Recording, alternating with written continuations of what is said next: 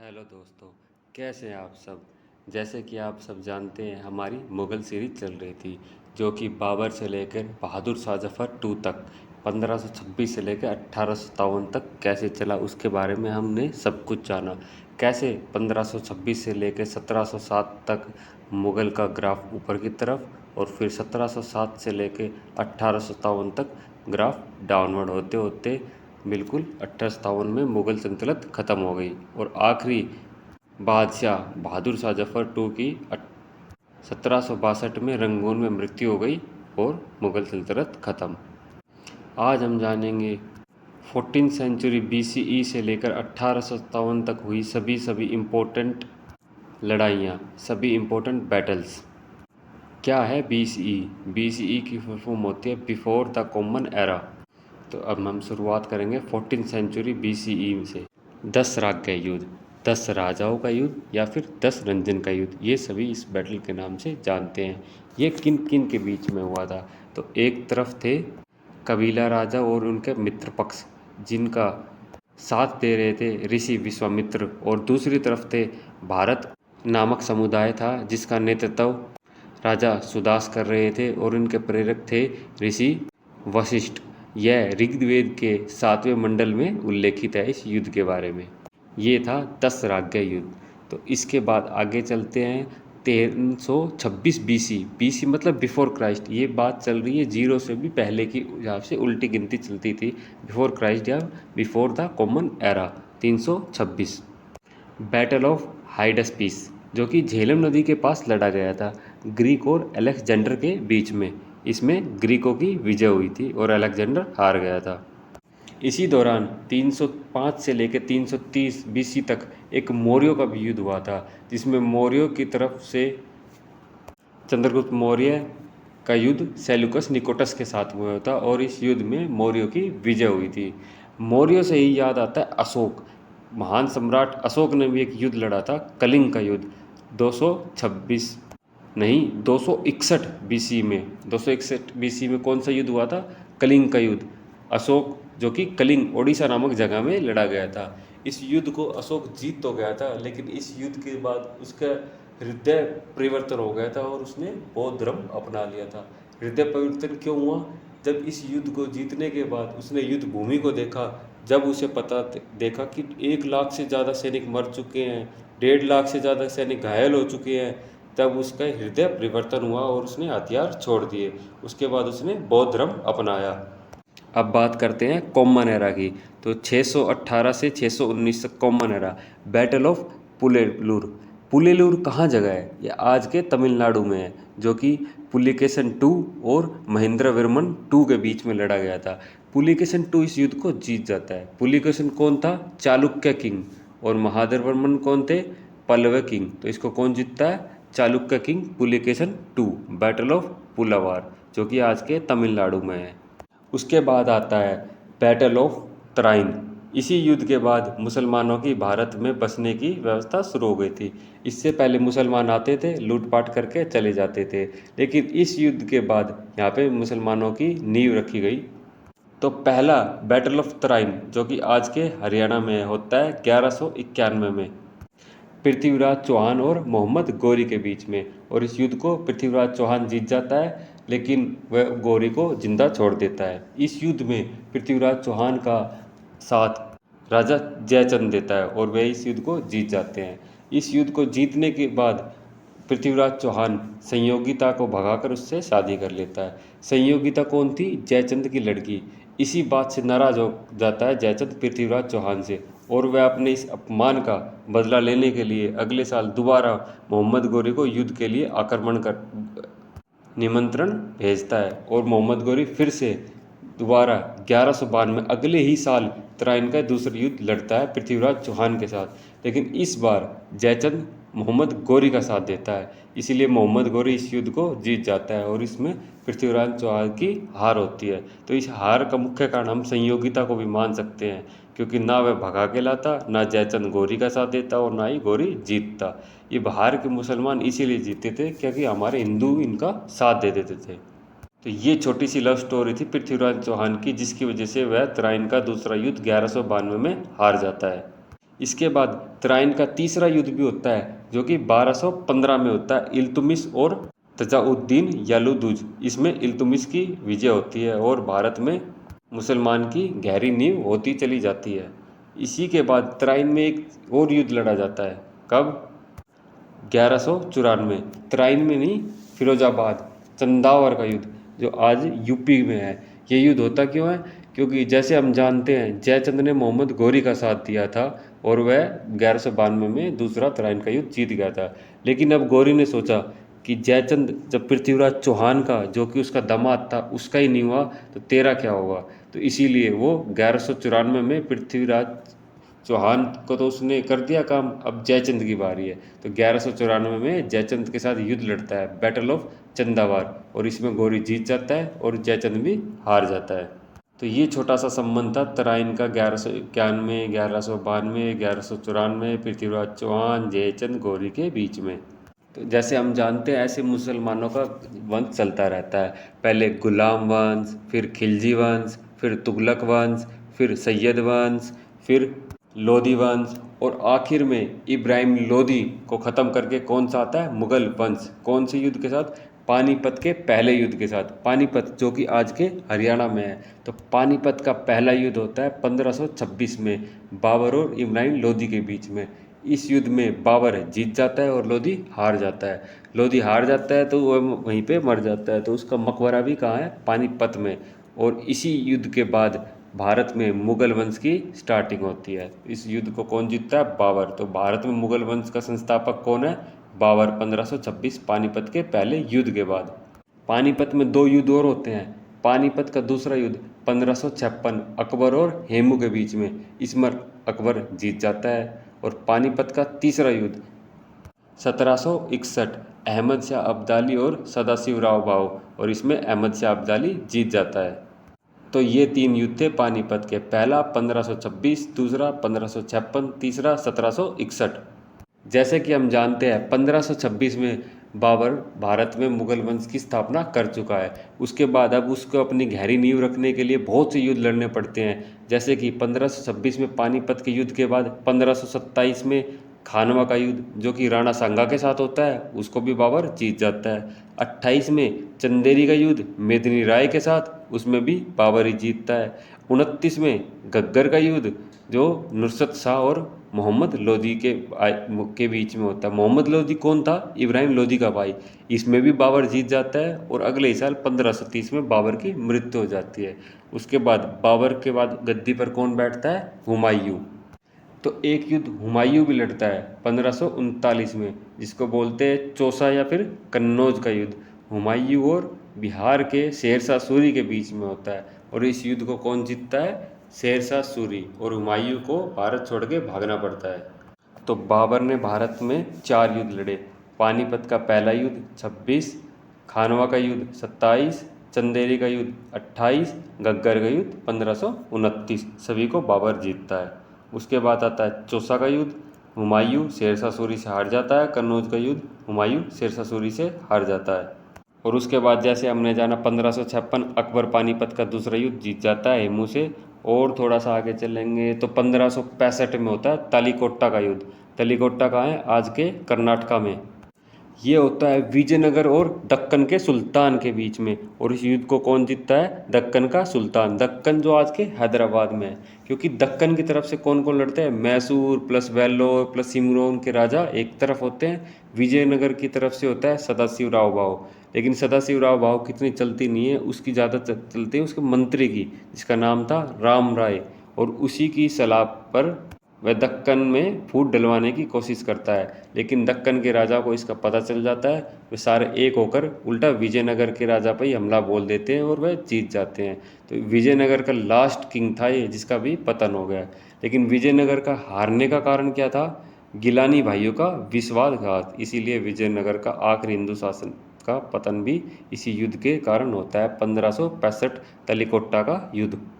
उसके बाद बारी आती है सबसे इम्पोर्टेंट, जो राजस्थान के हल्दी घाटी जगह में लड़ा जाता है, हल्दी घाटी का युद्ध 1556, जो कि अकबर और महाराणा प्रताप के बीच में होता है। और इसको कौन जीतता? अकबर। अकबर लड़ता नहीं है, अकबर का सिर्फ नाम है। अकबर की तरफ से उसका सेनापति मान सिंह लड़ता है। हिंदू को हिंदू से लड़ाकर जीत के अपना नाम करना, ये तो मुगलों का काम था। तो इसको कौन जीतता है? रियली में तो मान सिंह जीतता है, लेकिन वह अकबर का सेनापति था, इसके नाम अकबर का होता है।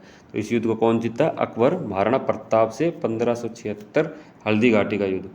अकबर के बाद दिल्ली की गद्दी पे जहांगीर, जहांगीर के बाद शाहजहाँ, शाहजहाँ के बाद औरंगजेब। लेकिन औरंगजेब को गद्दी पर बैठने के लिए अपने भाई दारा शिकोह से एक युद्ध लड़ना पड़ता है, सामूगढ़ का युद्ध। सामूगढ़ कहाँ है? आगरा, उत्तर प्रदेश में। तो 1658 में होता है सामूगढ़ का युद्ध औरंगजेब और दारा शिकोह के बीच में, जिसको औरंगजेब जीतता है और दिल्ली का बादशाह बन जाता है। और हम जानते हैं 1707 में औरंगजेब की मृत्यु हो जाती है और मुगल वंश धीरे धीरे धीरे डाउनफॉल की तरफ चलने लग जाता है। उसी को देखते देखते 1739 में बैटल ऑफ करनाल, करनाल का युद्ध होता है मोहम्मद शाह मुगल की तरफ से और नादिर शाह के बीच में। इसको जीतता कौन है? नादिर शाह, जो कि यहाँ पे कोहिनूर और पीकॉक थ्रोन्स, तख्त ताउज लेके चला जाता है इस युद्ध के बाद। इसीलिए बोलते हैं 1707 के बाद सारे अय्यास, कमज़ोर, कम पावरफुल आदमी आए, इसीलिए मुग़लों का पतन होते होते 1857 में बहादुर शाह जफ़र के बाद बिल्कुल ख़त्म हो गया। और बहादुर शाह जफ़र की मृत्यु रंगून में 1762 में हो गई थी।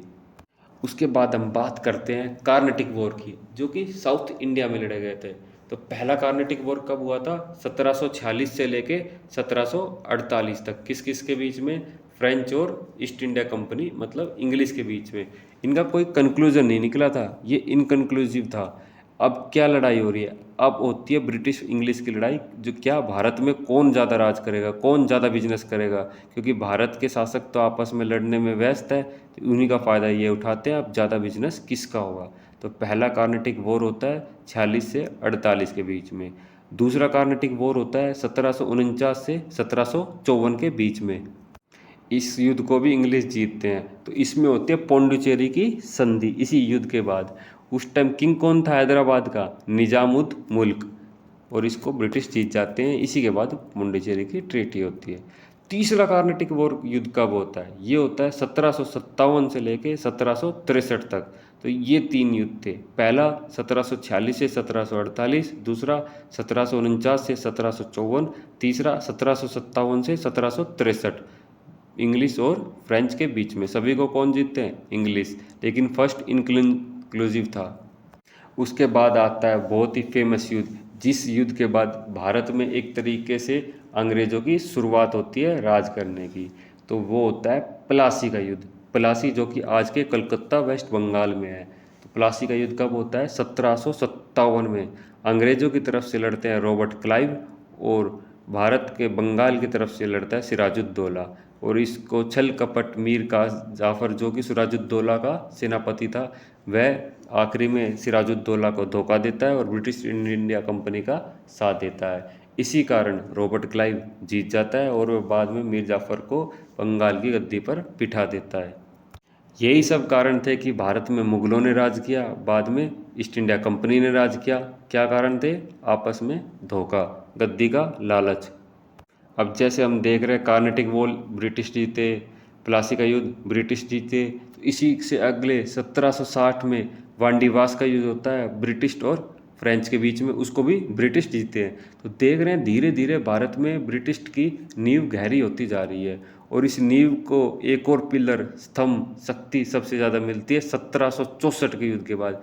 यही एक मेन युद्ध था 1764 बक्सर का युद्ध, जिसमें अंग्रेज़ों की बहुत ही गहरी नींव डल गई थी, राज करने की नींव। 1764 बक्सर का युद्ध, जो कि अंग्रेज़ों की तरफ से हेक्टर मुनरो लड़ रहे थे और इसको हेक्टर मुनरो, जैसे हमें पता, जीते थे। और इधर से भारत की तरफ से 3-3 थे, मुग़ल, शाह आलम टू, मीर कासिम, सिराजुद्दौला। और वह तीनों एक तरफ होते हुए भी इस युद्ध को हार जाते हैं। इसी युद्ध के हारने के बाद अगले ही साल 1765 में इलाहाबाद की संधि होती है, जिसमें बंगाल, बिहार, ओडिशा ये किसके अंडर चला जाता है? ईस्ट इंडिया कंपनी के अंडर चला जाता है। और उसी के परिणाम स्वरूप उनको बहुत सा खजाना भी अंग्रेज़ों को देना पड़ता है। इसी युद्ध को बोलते हैं जिससे ब्रिटिश की गहरी नींव भारत में शासन करने की होती है। इसके बाद हम बात करेंगे एंग्लो मैसूर युद्ध। जहाँ भी एंग्लो आएगा उसका मतलब है ब्रिटिश ईस्ट इंडिया कंपनी। तो पहला एंग्लो मैसूर युद्ध का मैसूर जगह कहाँ है? साउथ इंडिया भारत के उस टाइम के कर्नाटका हैदराबाद, आज के कर्नाटका हैदराबाद में। तो पहला एंग्लो मैसूर युद्ध कब होता है? 1767 से लेके 1769 तक, जो कि मैसूर की तरफ से हैदर अली लड़ते हैं और इसको हैदर अली जीत जाता है। लेकिन ईस्ट इंडिया कंपनी बदला लेती है 11 साल बाद, दूसरा एंग्लो मैसूर युद्ध, जो कि 1780 से लेके 1784 तक चलता है। इसको ईस्ट इंडिया कंपनी जीत जाती है और हैदर अली हार जाता है। तो इसी को हारने के बाद मैंगलोर की संधि होती है। तो तीसरा एंग्लो मैसूर युद्ध कब होगा? अब ये होता है 1790 से 1792। अब हैदर अली तो जा चुका है दुनिया से, तो अब उधर से कौन लड़ता है? टीपू सुल्तान। और इसको टीपू सुल्तान हार जाता है। और इसको फिर अब कौन सी संधि? अब कुछ ना कुछ हारे तो अंग्रेजों को कुछ ना कुछ तो चाहिए, क्योंकि वो जो लड़ते हैं जितना भी नुकसान होता है वो तो पैसे लेते हैं, कुछ ना कुछ जगह भी लेते हैं। तो वो फिर होती है श्रीरंगपट्टनम की संधि। श्रीरंगपट्टनम कहाँ गया? अंग्रेजों के पास। उससे फिर अगले ही 7-8 साल के बाद 1799 में होता है फोर्थ एंग्लो मैसूर युद्ध।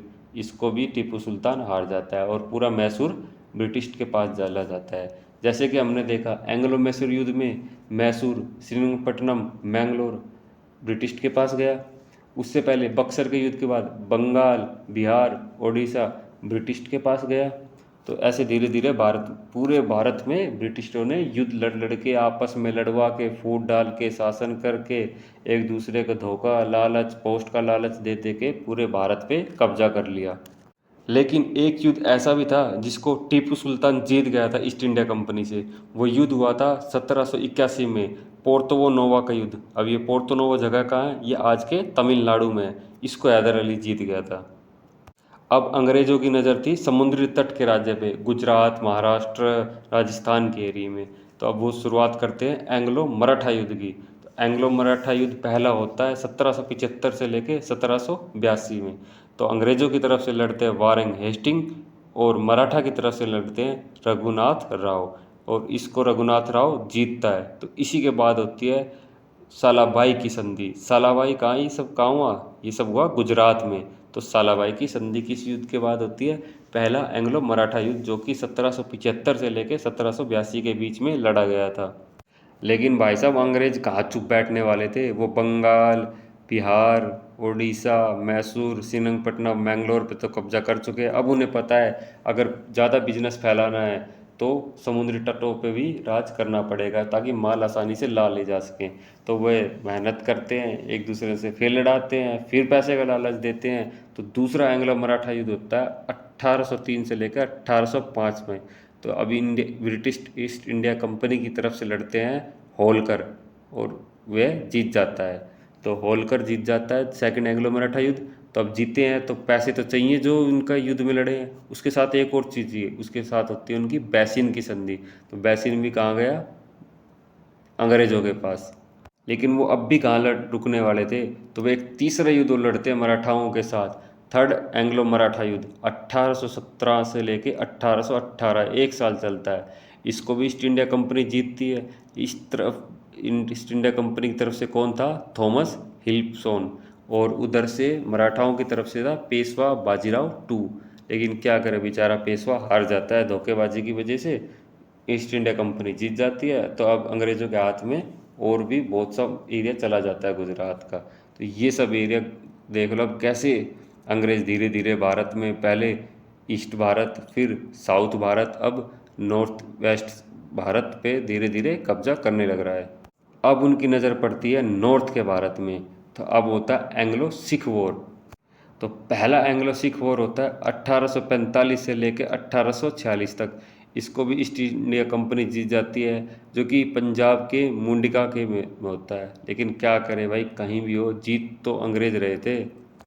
और थोड़े से समय के बाद 1848 से लेकर 1849 में फिर से सेकंड एंग्लो सिख वॉर होता है। उसको भी ब्रिटिश ईस्ट इंडिया कंपनी मतलब अंग्रेज जीत जाते हैं, और वह पंजाब पे भी पूरा अपना राज कर लेते हैं। जैसे कि हमने देखा धीरे धीरे कैसे कार्नेटिक वॉर में पहले फ्रेंच कंपनी को दूर करते हैं, प्लासी के युद्ध को जीतते हैं, फिर बक्सर के युद्ध को जीत के बंगाल, बिहार, उड़ीसा पे अपना कब्जा कर लेते हैं। फिर मैसूर को, एंग्लो मैसूर युद्ध की विजय के बाद वे मैसूर, मैंगलोर, श्रीरंगपट्टनम पे कब्जा कर लेते हैं। फिर कैसे कैसे धीरे धीरे मराठाओं को हराकर सालाबाई, बैसिन और पूरा अपना गुजरात के एरिया पे कब्जा कर लेते हैं। फिर सिखों को हराकर पंजाब पे कब्जा कर लेते हैं। फिर आखिरी में चलकर जब 1857 की क्रांति होती है, जिसमें कि लगभग हम लोग आज़ाद होने वाले थे, लेकिन हमारी सिर्फ एक कमी थी कि हमारा एक लीडर नहीं था। इसलिए ब्रिटिश ईस्ट इंडिया कंपनी इस युद्ध को जीत जाती है और वह बाद में दिल्ली से बहादुर शाह जफर टू को भी कैद करके रंगून भेज देती है और वहाँ उसकी 1762 में मृत्यु हो जाती है। और ऐसे दिल्ली पर भी अंग्रेज़ों का कब्जा हो जाता है। तो हमने देखा कैसे अंग्रेज़ों ने धीरे धीरे पूरे भारत पे कब्जा कर लिया। और आगे का युद्ध 1857 से लेके 1947 तक भारत में क्या क्या हुआ वो जानेंगे हम पार्ट 2 में। तो दोस्तों कैसी लगी युद्ध की, देखिए पार्ट 2 में आगे हम इसको कैरी फॉरवर्ड करेंगे।